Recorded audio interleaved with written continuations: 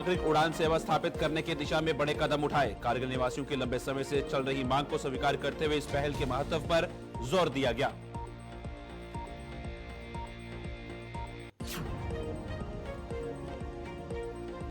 CEC ने अतिक्रमण को समाप्त करने के लिए अस्पताल रोड के विभिन्न स्थानों का किया दौरा। बैठक में सहायक आयुक्त भी रहे उपस्थित।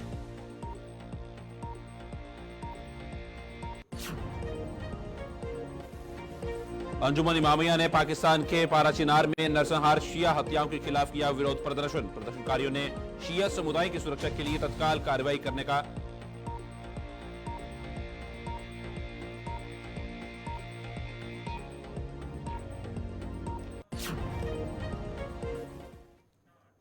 नमस्कार, लद्दाख की खास खबरें देख रहे हैं आप सब। मैं हूं आपके साथ साहिल केरनी। सरकार ने कारगिल के लिए नागरिक उड़ान सेवा स्थापित करने की दिशा में बड़े कदम उठाए। भारत सरकार कारगिल के लिए नागरिक उड़ान सेवाएं शुरू करने के लिए हर संभव प्रयास कर रही है। संसद में प्रश्नकाल के दौरान नागरिक उड्डयन मंत्री श्री के राम मोहन 50 वर्षों से नियमित हवाई सेवा की मांग कर रहे कारगिल निवासियों की लंबे समय से चल रही मांग को स्वीकार करते हुए इस पहल के महत्व पर जोर दिया।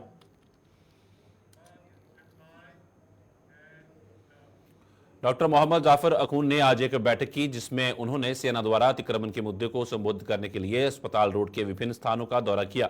बैठक में सहायक आयुक्त भी उपस्थित रहे। सीईसी ने एससी, पीडब्ल्यूडी, एसीआर, एक्सीएन, आरएनबीडी और सेना अधिकारियों को स्थानों का दौरा करने और मौके पर अतिक्रमण क्षेत्रों की पहचान करने के निर्देश दिए।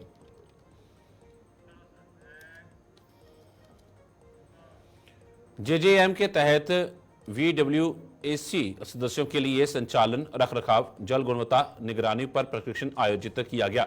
प्रशिक्षण में जल आपूर्ति प्रणालियों के संचालन और रखरखाव, जल गुणवत्ता प्रबंधन और प्रभाव जल उपयोग जैसे आवश्यक विषयों को भी शामिल किया गया।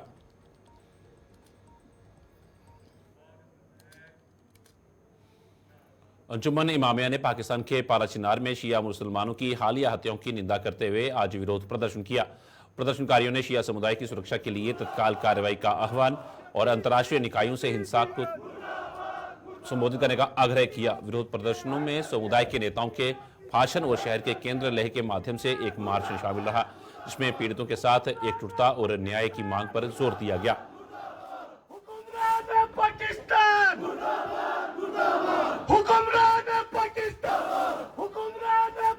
कि पिछले कई दहाइयों से पाराचीनार के लोगों पर बहुत ही जुल्म व सितम हो रहा है। और ये जुल्म व सितम क्यों करके हो रहा है? क्योंकि वहाँ की डेमोग्राफी को चेंज करने के लिए, वहाँ की एक नस्ल का, वहाँ की एक बिल्कुल तबके को ख़त्म करने के लिए, जबकि वो तबका जो डेमोक्रेसी, वहाँ का डेमोग्राफी जो है, पाराचीनार में शिया मेजॉरिटी और सुन्नी अहले सुन्नत बसते हैं।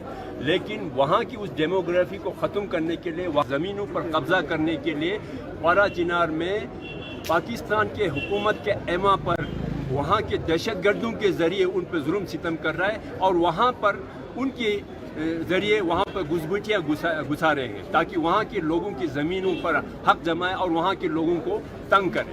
यहाँ पाराचीनार जो है सदियों से, बहुत पहले से बहुत ही अमन और शांति से रहने वाले लोग हैं, बहुत ही पढ़े लिखे लोग हैं। पाकिस्तान में पाराचीनार वालों का बहुत बड़ा कंट्रीब्यूशन है। और लेकिन वहाँ पर इसी चीज़ को देखते हुए वहाँ दहशतगर्दों के ज़रिए आज पाकिस्तान की हुकूमत भी चुप बैठते हैं और पाकिस्तान का ऑफिशियल एक स्टेटमेंट आया कि वहाँ पे दो कबीलों की झगड़ा है ज़मीन को लेकर। लेकिन बाद में जब देखा तो वहाँ पर ब्रूटल किलिंग हुआ, मास किलिंग हुआ। वहाँ पर हम शिया कम्युनिटी के 40 लोगों को एक साथ कत्ल किया गया। तो ये क्या है? ज़मीन की झगड़े में इस तरह की दहशतगर्दी होता है? ये हमें ज़रा सोचने वाली बात है।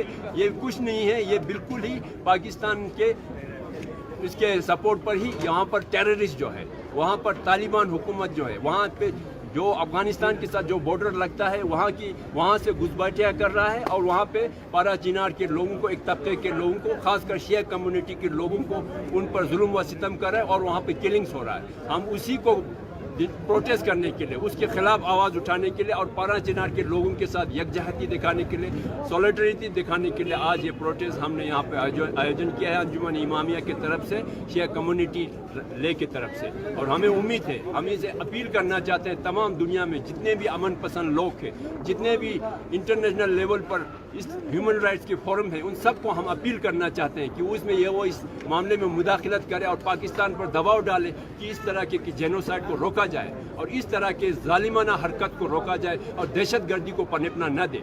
अदरवाइज हमें ये दिखता है कि अब पाकिस्तान दिन ब दिन दहशतगर्दी का एक ठिकाना बनते जा रहा है। दुनिया के सारे दहशतगर्द आके पाकिस्तान में क़याम करते हैं और वहाँ से ये अफगानिस्तान की बॉर्डर से यहाँ पे घुसपैठियाँ कर रहा है। क्योंकि पारा चिनार अफगानिस्तान की बॉर्डर के साथ लग रहा है तो उनको उनमें आसानी देख रहा है और पाकिस्तान की फ़ौज जो है एक फ्री हैंड दे के रखा है वहाँ पे टेररिस्ट को और वहाँ के लोगों का कत्लेआम हो रहा है। इस चीज़ के लिए हमने आज ये प्रोटेस्ट किया है और हमें उम्मीद है कि दुनिया में जितने भी जो लोग अमन पसंद हैं, जो शांति चाहते हैं, जो टेररिज्म के खिलाफ हैं, वो इस चीज़ के लिए आवाज़ उठाएंगे और पाकिस्तान पर दबाव डाल के इस चीज़ को रोकने के लिए हर मुमकिन अपना कंट्रीब्यूशन देंगे। निदेशक ताहिर हुसैन ने 12 कारगिल में एक समीक्षा बैठक का आयोजन किया जिसमें प्रमुख स्टाफ सदस्य व्यक्तिगत रूप से उपस्थित रहे। उन्होंने NFSA योजना की PHH और AAY श्रेणियों पर प्रकाश डाला और साथ ही अधिकारियों को लाभार्थियों की सूची को अपडेट करने का भी निर्देश दिया। देखिए, आज का ये मीटिंग जो है एक रिव्यू मीटिंग था।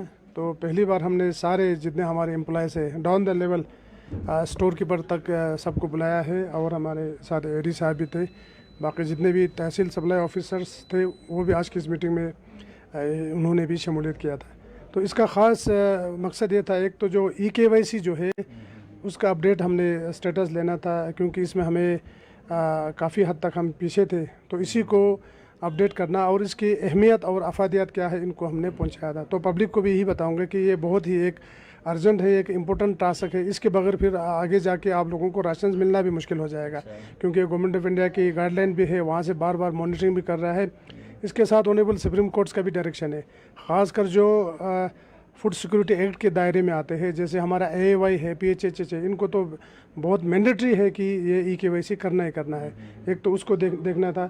दूसरा जो है, जो राशन हम पब्लिक डिस्ट्रीब्यूशन सिस्टम के थ्रू दे रहा है वो लोगों तक पहुँचे, वो गरीबों तक पहुँचे, असली हकदार तक पहुँचे। इसलिए जो ऑनलाइन ट्रांजैक्शन है उसको भी हमने आज मॉनिटर किया है कि उसमें बड़ा ट्रांसपेरेंसी और अकाउंटेबिलिटी है, उसमें बायोमेट्रिक सिस्टम्स लगे हुए हैं, तो उसको भी हमने कहाँ तक पहुँचा है उसका भी काफ़ी हद तक हमने इम्प्रूवमेंट आज देखा है। तो हमारा ख़ास मकसद यही 1, 2, 3 एजेंडा थे, इश्यूज़ थे। सर, EKYC का क्या स्टेटस है? EKYC अभी तक करगिल में हमारा तकरीबन 75% तक हमें हुआ है। तो हमें उम्मीद है कि आने वाले और दिनों में 5-10 दिनों में या हफ्ता 10 दिन में हमें उम्मीद है कि ये परसेंटेज और भी बढ़ जाएंगे। सर, कनेक्टिविटी का इशू ज़्यादातर कनेक्टिविटी का ऐसा है कि कुछ लोग कनेक्टिविटी का भी इशू रेस कर रहा है, तो हमने IT डिपार्टमेंट से भी लाए हुए हैं कि कहाँ कहाँ हमारे कनेक्टिविटी है। जहाँ पर 100% कनेक्टिविटी वहाँ पर हमने डायरेक्शन दिया है कि वहाँ पर 100% ऑनलाइन ट्रांजैक्शन होनी चाहिए। अब जहाँ कनेक्टिविटी नहीं है वहाँ पर फिर पार्शली ऑफलाइन का हमारे पास एक ऑप्शन है कि उसको दे के भी जहाँ नेट नहीं चलता है वहाँ लिस्ट बना के बेनिफिशियरीज का बाद में जहाँ नेट चलेंगे वहाँ पर आके उनको पोर्टल पे ही चढ़ाना है। तो ये एक सिस्टम है। का एक अच्छा देखने को मिला, कई जगह पे मशीन जो है ट्रेस नहीं कर पाते हैं फिंगर्स को, तो उसको लेके क्या कुछ प्रोविजन रहता है? उसी के लिए प्रोविज़न वही है ना, जहाँ पर किसी का जैसे अंगूठा होगा वो वहाँ पर रीड नहीं करते होंगे, या जहाँ पर कहीं आज नेट चलते होंगे, हो सकता है जिस दिन राशन दिया वहाँ नेट बिल्कुल ही नहीं चलते हैं, तो ऐसा भी हो सकता है। तो लोगों को मुश्किलात में नहीं डालना है, इसलिए वहाँ पर ऑफलाइन उनको देना है, बाद में पोर्टल पे जो है ये सारा ट्रांजैक्शंस को अपडेट करना है। ये एक सिस्टम रखा हुआ है गवर्नमेंट ने, दोनों ऑप्शन से। अब कई जगह ऐसा होता था कि लोग मैनुअल देते थे, मैनुअल कम्प्लीटली ब्लैंकेट बैंड है मैनुअल पे, क्योंकि मैनुअल पे फिर ये पोर्टल पे हिसाब नहीं रहता और ट्रांसपेरेंसी और अकाउंटेबिलिटी उस पर नहीं रहता है। राशन कार्ड का क्या स्टेटस है सर? किस तरह से राशन कार्ड अभी राशन कार्ड्स तो हमारा अभी तो जो पहले थे राशन कार्ड वही राशन कार्ड चल रहा है। अब हमने उसमें एक सेक्रेटरी साहब से अप्रूवल लेके हमने एक स्मार्ट राशन कार्ड बनाने के लिए कमेटी भी कॉन्स्टिट्यूट की है। तो उसने अपना हेडमी रिपोर्ट भी एडमिनिस्ट्रेशन को भेजा है। तो होपफुली कि हम आने वाले दिनों में कि लोगों को हम स्मार्ट राशन कार्ड्स जो है वो डिस्ट्रीब्यूशन करने की कोशिश कर रहा है, जो एकदम उसमें चिप सिस्टम भी होंगे और क्यूआर सिस्टम भी होंगे।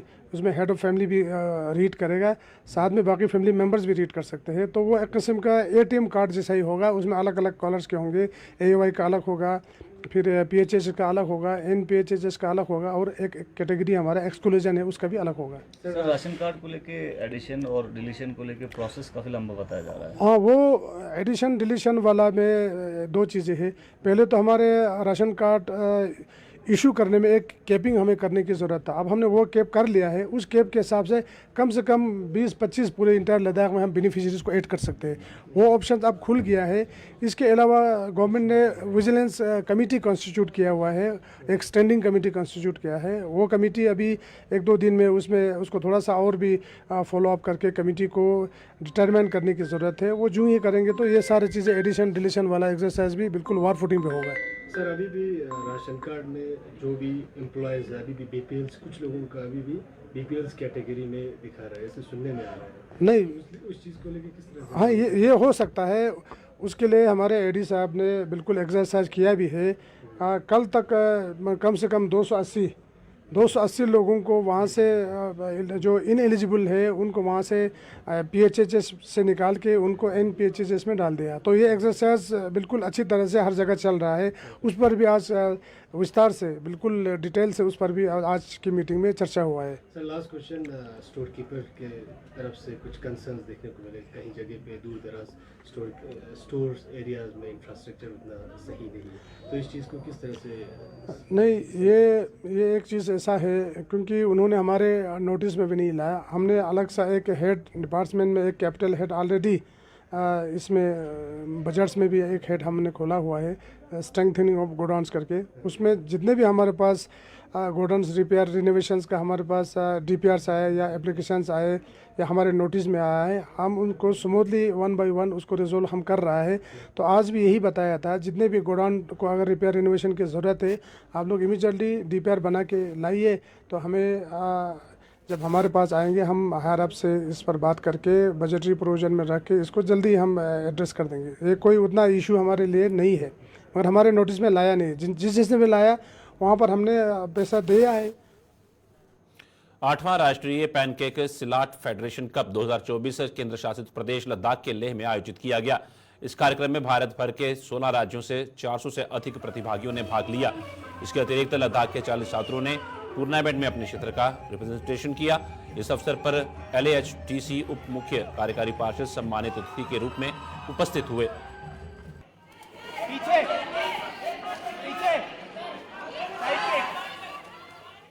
लद्दाख स्वाक पहाड़ी विकास परिषद के लेक मुख्य कार्यकारी पार्षद ग्यालसन ने आगामी लद्दाख आरपाल नगम डस्टन, जिसे UT स्थापना दिवस के रूप में भी जाना जाता है, की तैयारियों की समीक्षा करने के लिए NDS ग्राउंड का दौरा किया।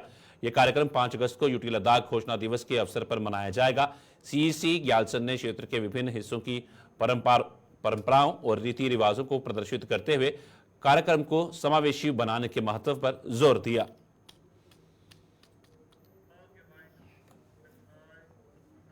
गुलिस्तान पर खबरों का सिलसिला यूं चलता रहेगा। फिलहाल लद्दाख की खास खबरों में इतना ही। दीजिए इजाजत, नमस्कार।